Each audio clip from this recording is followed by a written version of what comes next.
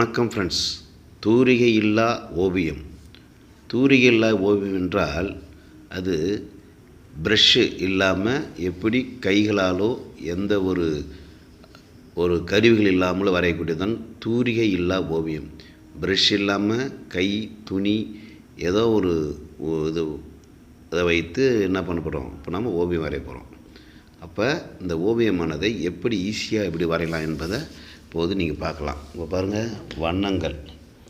ஒரு மஞ்சள் நிற வண்ணத்தை எடுத்து இப்போ ஓவியத்தை அழகாக வரைகிறோம் பாருங்கள். அதனால் இப்போ ஒரு துணி எடுத்து அதில் வந்து ஒத்தி வரைகிறோம்.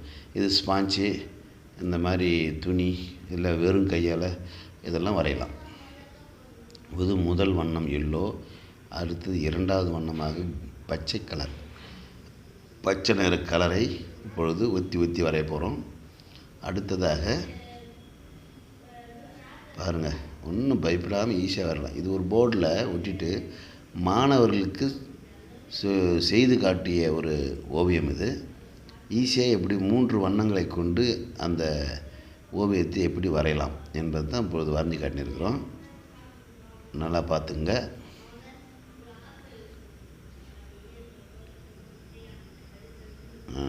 இப்போ அடுத்த வண்ணமாக பச்சை நிற வண்ணம்.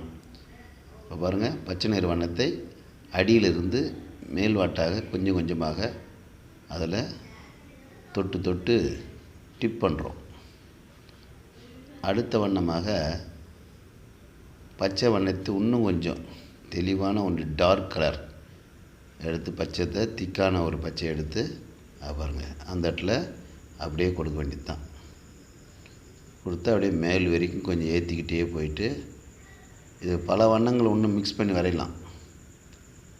அதனால் வரைஞ்சிட்டு இப்போ பாருங்கள், அதே வண்ணத்தை மீண்டும் இப்பொழுது எல்லோ கலர் வண்ணத்தை கொடுக்குறோம்.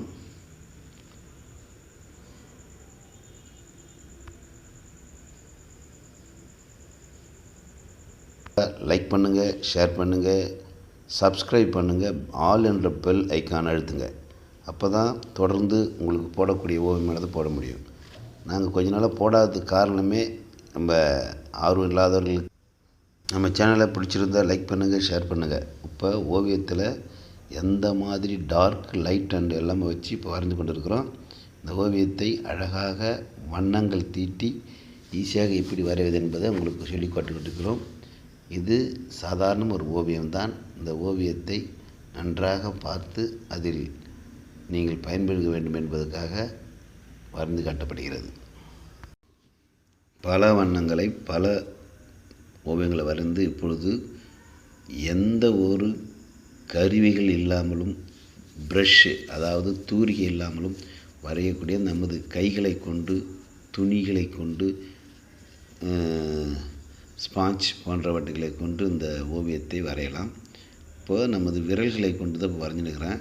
இதை பார்த்து நீங்கள் எல்லோரும் என்ன பண்ணலாம், நல்ல ஒரு ஓவியத்தை ஈஸியாக வரைஞ்சி, நானும் ஒரு வண்ணம் பெயிண்டர் அப்படின்னா வந்து வீட்டில் உள்ள சுவர்களுக்கு பெயிண்ட் அடிப்பதல்ல.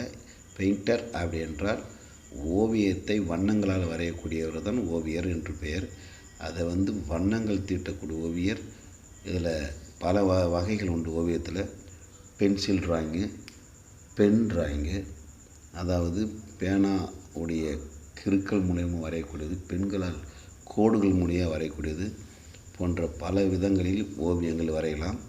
அதில் இது வந்து வண்ணங்கள், poster colour and oil colour போன்ற பேஸ்ட்டுகளை கொண்டு வரையக்கூடிய இந்த ஓவியம். இது கை விரல்களால் வரையக்கூடியது. இதை வரைஞ்சி கொண்டு இருக்கிறேன். இது ப்ரஷ்ஷால் கொண்டு வரையலாம்.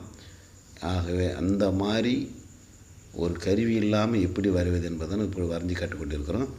இது வெறும் விரல்களாலும் ஒரே கொஞ்சோண்டு துணிகளாலும் வரையப்பட்டதுதான் அந்த ஓவியம்.